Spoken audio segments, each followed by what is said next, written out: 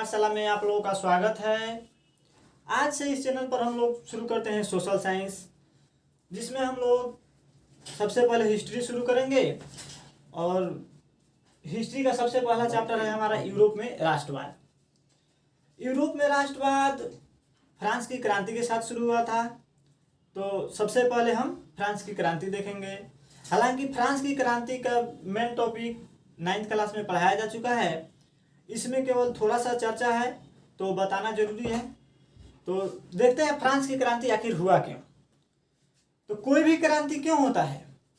देश में कुछ ना कुछ जनता को दिक्कत होता है, इसीलिए क्रांति होता है।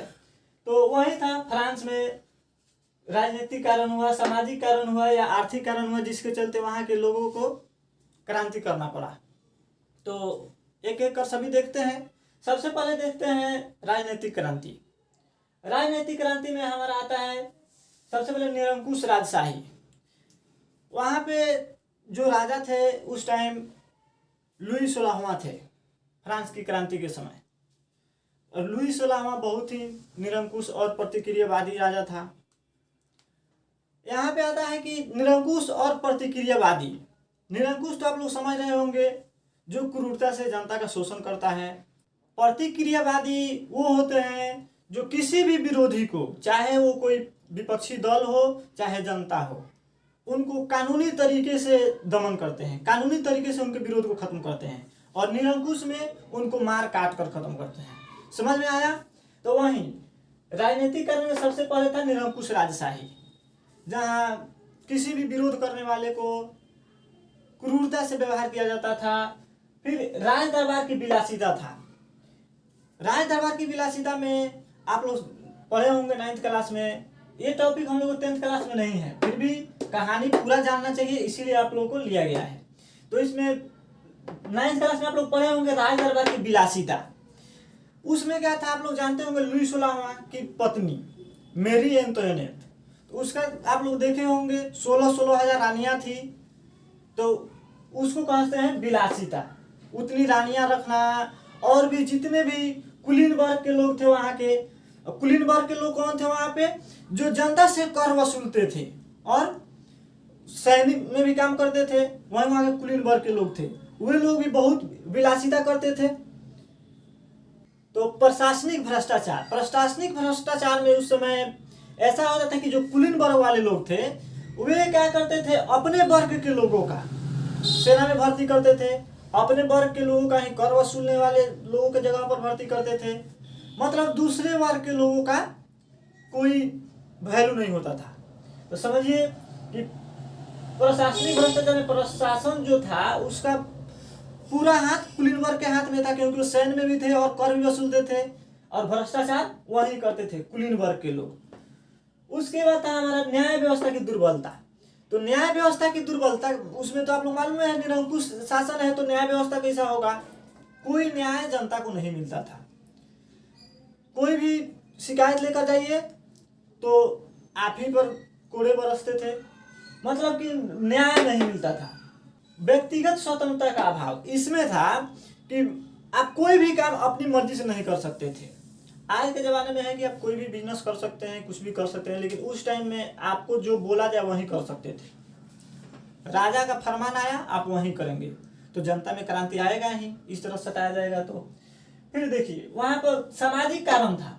सामाजिक कारण में ही था कि 4 वर्गों में बटा हुआ था वहाँ के जनता, जिनमें अब आज ही है हिंदू, मुस्लिम, सिख, ईसाई, ऐसा बटा हुआ है हमारा देश। तो क्या होता है, हम लोगों में भेदभाव रहता है, कभी ना कभी कहीं ना कहीं झगड़ा होते रहता है।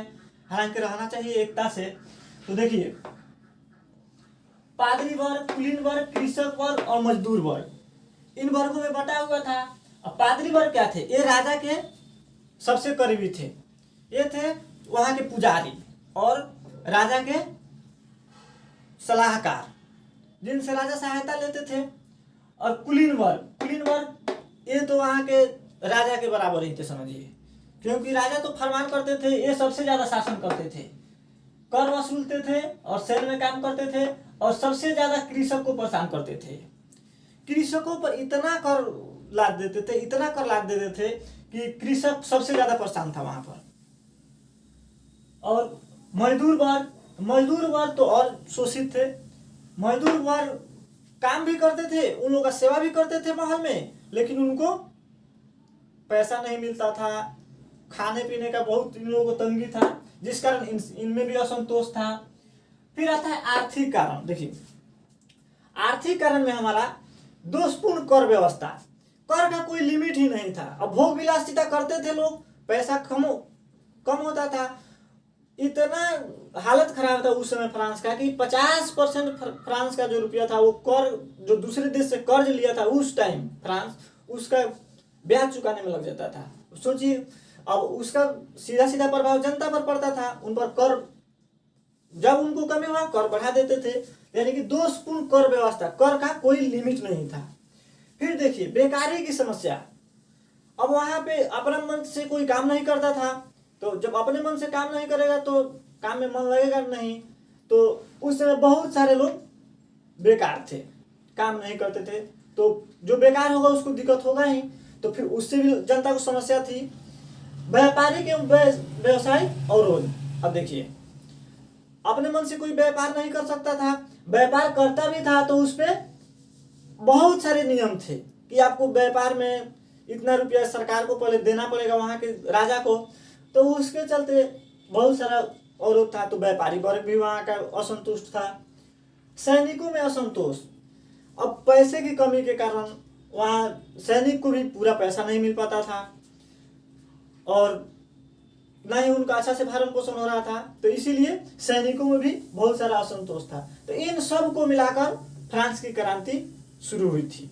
और उसी फ्रांस की क्रांति का देन था नेपोलियन, जो उस समय 20 साल का युवा था और ब्रिटिश सैनिक अकादमी में शिक्षा ले रहा था। अब कोई भी विद्यार्थी है वो देश के बारे में ज़्यादा सोचता है। तो वही था 1769 में उसका जन्म हुआ था नेपोलियन का, और 1789 में वो पढ़ाई कर रहा था अभी ब्रिटिश सैन्य अकादमी में। तो नेपोलियन के बारे में अब देखते हैं कि नेपोलियन, हालांकि हम लोग 10th क्लास में ज़्यादा उसके बारे में चर्चा नहीं है, यही है कि उसके कारण राष्ट्रवाद पैदा हुआ था। तो राष्ट्रवाद कैसे उसके कारण पैदा हुआ यही देखते हैं। तो नेपोलियन का जन्म सबसे पहले देखते हैं। 15 अगस्त 1769 को 15 अगस्त 1769 को नेपोलियन का जन्म हुआ था। उसके पिता का नाम कार्लो बोनापार्ट था और माता का नाम लेटिसिया रेमेलिनो था। ठीक है, क्वेश्चन ये सब तो आएगा नहीं, लेकिन जानकारी रखते हैं। ठीक, नेपोलियन ब्रिटिश सैन्य अकादमी में शिक्षा प्राप्त किया, और उसी समय जब वो 20 साल का था तो फ्रांस की क्रांति हुआ, तो उससे वो बहुत ज़्यादा प्रभावित हुआ और राजा के विरुद्ध वह सीधे सीधे खड़ा हो गया। अब उसके लिए पावर चाहिए था, तो नेपोलियन वहाँ से आया ब्रिटिश से शिक्षा प्राप्त कर, और अपने देश में फ्रांस में सेना में भर्ती हुआ और अच्छे से काम किया। तो कुछ दिन बाद सेनापति भी बन गया। सेनापति बनते ही उसने बहुत तेजी से काम शुरू किया और दूसरे देशों को जीतना, बगल से राज्यों को जीतना शुरू किया। जिसमें सबसे पहले सेनापति बनने के बाद उसका जीत था इटली को उसने ऑस्ट्रिया से छीन लिया। ऑस्ट्रिया पर इटली के प्रभाव को खत्म किया कब? 1796 ईस्वी में। ठीक है, उस समय उस पर ऑस्ट्रेलिया का राज, ऑस्ट्रेलिया नहीं। ठीक है, 1798 में अलेक्जेंड्रिया को जीतने के बाद 1799 में उसने वहां से फ्रांस से राजा के प्रभुत्व को समाप्त किया। राजा था लेकिन उसका कोई नियम जनता पे लागू नहीं होता था। उसके बाद इसने अपना नियम लगाना शुरू किया वहां पे। तो 1800 ईस्वी में क्या हुआ? देखिए, मिस्र पर हमला किया। पहले अलेक्जेंड्रिया जीता मिस्र का, फिर जब यह राजा के शासन को समाप्त किया तो और इसका मनोबल बढ़ा और उसने पूरे मिस्र देश पर हमला किया। अब मिस्र देश पर हमला किया तो उस समय क्या था? मिस्र पर ब्रिटेन का राज था। ब्रिटेन का राज था तो मिस्र पर हमला करने से ब्रिटेन तो युद्ध के लिए तैयार होगा ही। तो ब्रिटेन उस समय युद्ध के लिए तैयार होगा। ब्रिटेन से युद्ध भी हुआ, लेकिन वो युद्ध रुक गया। जैसे अभी LOC पे हम लोग का है, युद्ध हुआ और युद्ध दोनों सेनाएं रुक गई वहीं पे, मतलब मिस्र में ये आगे नहीं बढ़ा। अलेक्जेंड्रिया को जीत कर उतना ही तक रह गया, जहां तक इसकी सेना थी वहीं पे रुक गई। फिर देखते हैं 1800 ईस्वी में इसमें और एक ठो काम किया था, वहां पे बैंक ऑफ फ्रांस की स्थापना किया था जनता की भलाई के लिए। कहा कि वहां तो फ्रांस के राजा का शासन खत्म कर दिया था और 1804 में खुद फ्रांस का सम्राट बना। इसके पहले उसने क्या किया था कि फ्रांस में राजा का जैसे ही शासन समाप्त किया वहां पे काउंसिल का स्थापना कर दिया था 1799 में। 1799 में फ्रांस के राजा का शासन समाप्त कर एक काउंसिल का स्थापना किया था, जिसपे बहुत सारे लोग मंत्री की टाइप से अभी सरकार में जैसे होते हैं वैसे होते थे। यहाँ पे उसके पहले ये था, फ्रांस में राजा जो बोलता था अकेला वही होता था, ठीक है। लेकिन 1799 में जो काउंसिल स्थापना किया, काउंसिल में बहुत सारे लोग थे, उनके राय मसौदे से काम होता था, तो शासन अच्छा से चलता था। उसमें उदारवादी लोग भी थे, सुधारवादी लोग भी थे, जो जनता के भलाई के लिए बताते थे, इसको सलाह देते थे। और 1802 में वो काउंसिल का परमानेंट अध्यक्ष बना, मेंबर नहीं, मेंबर तो 1799 में ही बन गया था। 1802 ईस्वी में वो काउंसिल का परमानेंट अध्यक्ष बना, मतलब जब तक ये जिएगा तब तक काउंसिल का अध्यक्ष रहेगा। जैसे अभी चीन में है, चीन का राष्ट्रपति क्या अपने आपको जीवन भर के लिए चीन का राष्ट्रपति घोषित कर चुका है, वैसे ही। लेकिन फिर क्या था, फ्रांस का काउंसिल का अध्यक्ष था, लेकिन उससे इसको संतुष्टि नहीं था, सम्राट के पद पर सम्राट ही था। तो क्या हुआ, 1804 में सम्राट को हटा दिया और खुद सम्राट बन गया। 1804 में सम्राट बनने के बाद उसने युद्ध जीतना शुरू किया चारों तरफ। अब युद्ध करेगा कोई भी देश तो देश में राष्ट्रवाद फैलेगा ही, तो दूसरे देशों को जीत कर, जो भी साइड के देश थे उनको जीत कर अपने देश से मिला रहा था, तो जनता बहुत सपोर्ट कर रही थी।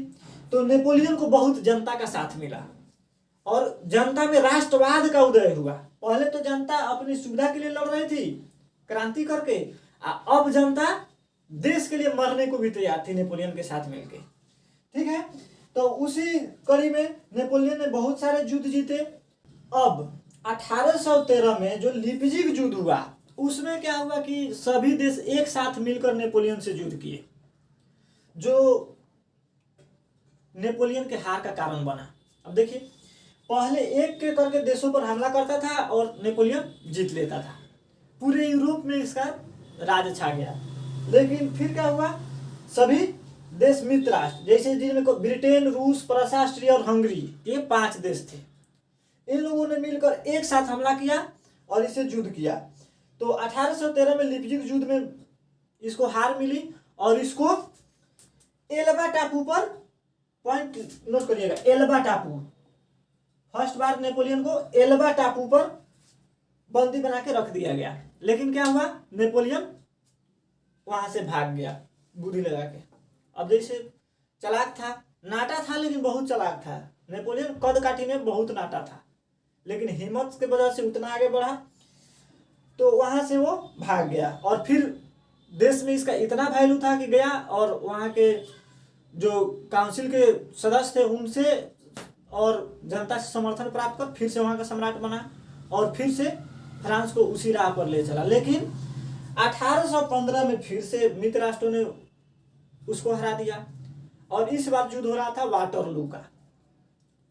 15 जून 1815 को वाटरलू के युद्ध में फिर से नेपोलियन को हार मिली और इस बार उसको अटलांटिक महासागर के सेंट हेलेना द्वीप पर बंदी बनाया गया। ये सब क्वेश्चन आ सकता है आपके एग्जाम में, सेंट हेलेना द्वीप पर बंदी बनाया गया था इसको। तो 1815 में नेपोलियन के साम्राज्य का अंत हुआ, यानी नेपोलियन युग का अंत हुआ। उसके बाद 1815 में वियना सम्मेलन हुआ। वियना सम्मेलन का मेजबान कौन था, ऑस्ट्रिया का चांसलर मेटरनिख। उस समय ऑस्ट्रिया का चांसलर मेटरनिख था। आई सबसे प्रभावशाली शासक था बाकी यूरोपीय देशों की अपेक्षा। तो और अब इसके साथ युग शुरू हुआ, इसका युग शुरू हुआ। नेपोलियन का युग खत्म हुआ कब, 1815, और मेटरनिख युग शुरू हुआ 1815, ठीक। और जब मेटरनिख युग शुरू हुआ तो वियना वियना सम्मेलन में फिर से मेटरनिक्स तो एक वो भी निरंकुश और प्रतिक्रियावादी राजा था, तो उसने फिर से राजतंत्र शुरू किया। मतलब जो जो सुधार किया था नेपोलियन, उसने उसको दबाना शुरू किया। फिर अब इटली पर तो नेपोलियन ने जीत लिया था इटली को 1796 में, लेकिन फिर से अब मेटरनिक उस पर अपना प्रभाव बनाने के लिए उसको इतने भागों में बांट दिया, क्योंकि मेटरनिक का प्रभाव बाकी सभी देशों पर था, तो बांट बांट कर सभी को दे दिया। जिन जिन पर मेटरनिक का प्रभाव था उनको बांट बांट कर इटली, मतलब इटली में बंदरबाट लगा दिया एकदम। देखिए कैसे मेटरनिक सिसिली और नेपल्स को, बुर्बो वंश के सम्राट फर्डिनेंड को, बुर्बो वंश का सम्राट फर्डिनेंड कौन था, तो जो फ्रांस में शासक था लुई 16वां, लुई 14वां, लुई 15वां, जो भी लुई थे, जहाँ फ्रांस की क्रांति शुरू हुई वहां तक, वो सब बुर्बो वंश के शासक थे। लेकिन नेपोलियन ने उनका अंत कर दिया था, तो उसका सम्राट जो बचा हुआ था, सम्राट का बेटा फर्डिनेंड था। बुर्बो वंश का सम्राट फर्डिनेंड था, जो नेपोलियन का हार का कारण भी का था यही सम्राट फर्डिनेंड। ये था जिसको नहीं बोलते हैं जयचंद, घर का भेदी लंका ढाए, यही इसी के कारण नेपोलियन को हार का सामना करना पड़ा था। तो अब इसको इनाम में क्या मिला मेटरनिक की तरफ से, सिसिली और नेपल्स, 2 प्रदेश मिले, वहीं का शासक बन के रह गया। फ्रांस का तो शासक बना नहीं। फिर रोम और उसका पड़ोसी जो छोटे छोटे राज्य थे, पोप को दिया गया, और लोम्बार्डी एवं वेनेसिया ऑस्ट्रिया खुद रखा, जिस पर मेटरनिक का शासन था। परमा, मेडेना और टस्कनी, ये सब ध्यान रखने वाला टॉपिक है, ठीक। परमा, मेडेना और टस्कनी, इसको हैब्सबर्ग राजवंश को दिया गया, ठीक है। जो ये राजवंश था जो इटली में पहले से शासन करता था, ठीक है। तो इसको दिया गया परमा, मेडेना और टस्कनी। जेनेवा और सार्डिनिया को पिडमाउंट में शामिल किया गया। अब देखिए सार्डिनिया और जेनेवा ये महत्वपूर्ण शहर था इटली का, इसको पिडमाउंट, और पिडमाउंट भी शहर था, अच्छा जगह था इटली का, तो ये तीनों एक में मिले। तो यहाँ से इटली का एकीकरण का पहला मार्ग यहीं से शुरू होता है। जब इटली का एकीकरण पढ़ाएंगे तो उस टाइम बताएंगे कि जेनेवा और सार्डिनिया जब पिडमाउंट में शामिल हुआ, तो इटली का महत्वपूर्ण स्थान एक जगह मिलने से वहां इटली का प्रभाव अच्छा से बना। फिर जर्मनी का जो उसका पहले से 39 रियासत था, उसी को वहीं दिया गया, उसको दूसरा कोई राज नहीं मिला। लेकिन जर्मनी पर शासन अप्रत्यक्ष रूप से मेटरनिक का ही था, मतलब कि जर्मनी का जो शासक था वो मेटरनिक का आदमी था, मेटरनिक का बात मानता था, ठीक है। तो अप्रत्यक्ष रूप से जर्मनी पर भी शासन इसी का था। इसी कारण बाद में जर्मनी का एकीकरण, जर्मनी में भी आंदोलन ये सब हुआ, तो वो सब आगे पढ़ेंगे।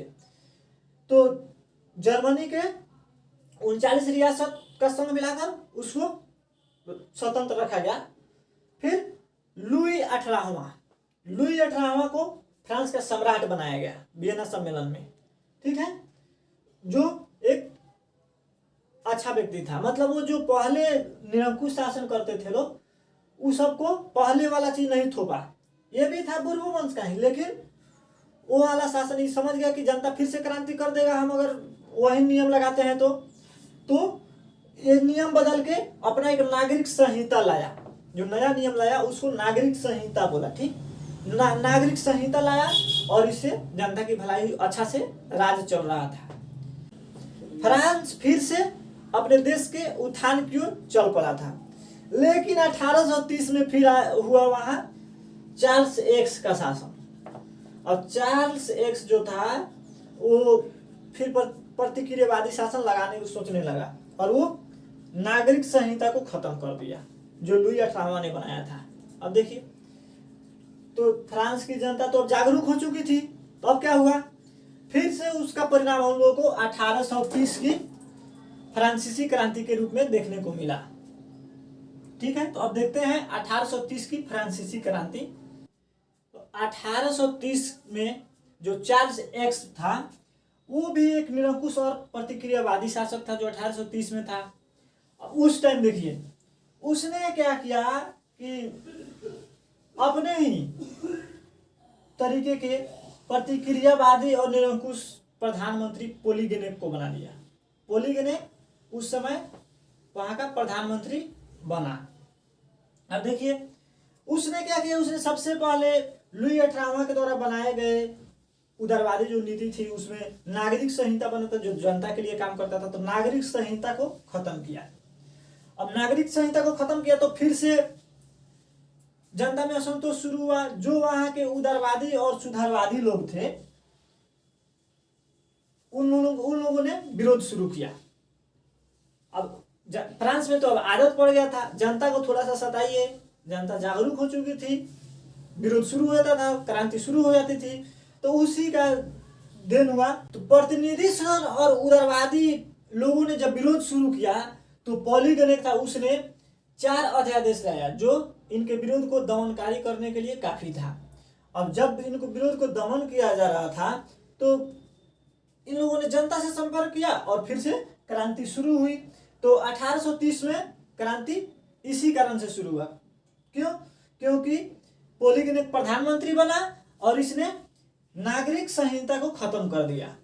बस यही 1830 की प्रमुख कारण था, जिसके कारण जब क्रांति हुआ तो चार्ल्स गद्दी छोड़कर और इंग्लैंड भाग गया। इन लोगों का बड़ी बीमारी था, जो भी गद्दी छोड़ता था सीधे इंग्लैंड भाग जाता था। ठीक है, अब देखिए फिर आता है उसके बाद हमारा कौन बना। जब ये चार्ल्स गद्दी छोड़कर भागा इंग्लैंड तो अब आर्लियंस वंश के संस्थापक लुई फिलिप को सम्राट बनाया गया। कौन? Louis Philippe. ये सब बात याद रखने वाला है। लुई फिलिप सम्राट बना। अब ये देखिए वहां के जो उदारवादी थे, पत्रकार थे और जनता से समर्थन पाकर यह बना लुई फिलिप। तो ये अच्छा काम करेगा ही जनता के लिए, तो अच्छा काम कर रहा था। लेकिन इसमें यह था कि जनता का तो एक साथ काम करता था, लेकिन दूसरी तरफ जो प्रतिक्रियावादी लोग थे, चाहे जो आपका स्वर्णिम वर्ग के लोग थे, उन लोग को भी खुश करने में लगा रहता था। ये नहीं चाहता था कि किसी से भी दुश्मनी हो। तो वही हुआ, अंत में जाकर उसने 1848 ईस्वी में शासन किया इसने 18 वर्ष तक अच्छा से। लेकिन 1848 में फिर इसने गीजो को प्रधानमंत्री बना दिया, खुश करने के लिए स्वर्णिम वर्ग के लोगों को। और जो स्वर्णिम वर्गीय नीति आया उसी के तहत गीजो प्रधानमंत्री बना। तो गीजो प्रधानमंत्री बना किसके तहत? स्वर्णिम वर्गीय नीति के तहत। अब इसमें देखिए गीजो भी एक प्रतिक्रियावादी था। अब देखिए जब जब फ्रांस में प्रतिक्रियावादी शासन लग रहा है तब तक क्रांति हो रही है। तो गीजो भी प्रतिक्रियावादी था।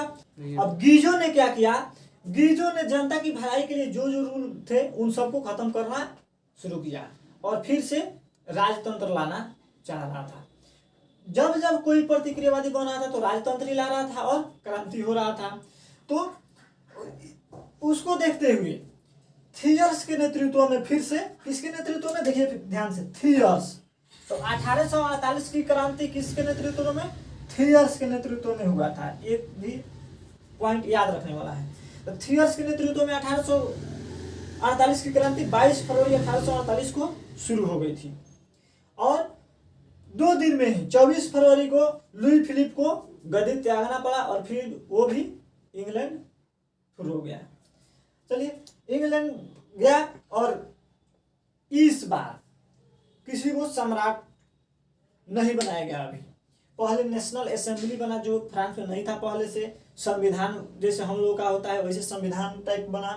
तो नेशनल असेंबली बना, गणतंत्र की घोषणा हुआ, फ्रांस गणतंत्र हुआ और लोगों को काम के अधिकार की गारंटी दी गई। जिसमें पहले बेकारी था, बहुत कुछ था, तो लोगों को काम के अधिकार की गारंटी दी गई। मतदान के भी प्रोसेस शुरू हुए। 21 वर्ष से ज्यादा जो भी पुरुष थे उनको मतदान का अधिकार दिया गया। अब वहां मतदान से गणतंत्र हुआ तो निश्चित है कि मतदान होगा। मतदान हुआ तो अब जनता के समर्थन से सरकार बनना शुरू हुआ और फिर से फ्रांस वृद्धि की ओर निकला। और उस समय जो गणतंत्रवादी नेता लामार्टिन था, देखिए क्वेश्चन आता है कि इसमें से कौन गणतंत्रवादी नेता है और कौन सुधारवादी। चाहे लुई नेता लामार्टिन और लुई ब्लॉम, इन दोनों के बारे में यही आता है। तो पॉइंट याद रखना है कि लुई ब्लॉम सुधारवादी नेता था और लामार्टिन गणतंत्रवादी नेता था। ये बात ध्यान रखना है। इन लोगों में मतभेद हुआ, जैसे हम लोगों के टाइम जवाहरलाल नेहरू जीना में मतभेद हुआ, आज़ादी यहाँ भी जब आज़ादी ना मिल रहा था समझिए, वही हुआ। जब यहाँ गणतंत्र हुआ तो इन दोनों में सम्राट बनने को लेकर मतभेद हुआ, लेकिन इन दोनों में किसी को न बनाकर लुई नेपोलियन को सम्राट बनाया गया, और लुई नेपोलियन सम्राट बना, फ्रांस गणतंत्र हुआ और वृद्धि की ओर निकला। अब इसको देखते हुए बाकी देश जो इटली थे, परासा थे, जर्मनी का क्षेत्र था उस समय, परासा जर्मनी की राजधानी थी, तो उस समय इटली और परासा में भी उदारवादी और सुधारवादी जो वहाँ के थे उन लोगों ने इसका फायदा उठाना शुरू किया और वहाँ की जनता में क्रांति के लिए, उसके एकीकरण के लिए और उसके गणतंत्र होने के लिए वहाँ भी क्रांति लाना शुरू किया, जिसका हम लोग को इटली का एकीकरण और जर्मनी का एकीकरण के रूप में देखने को मिलता है।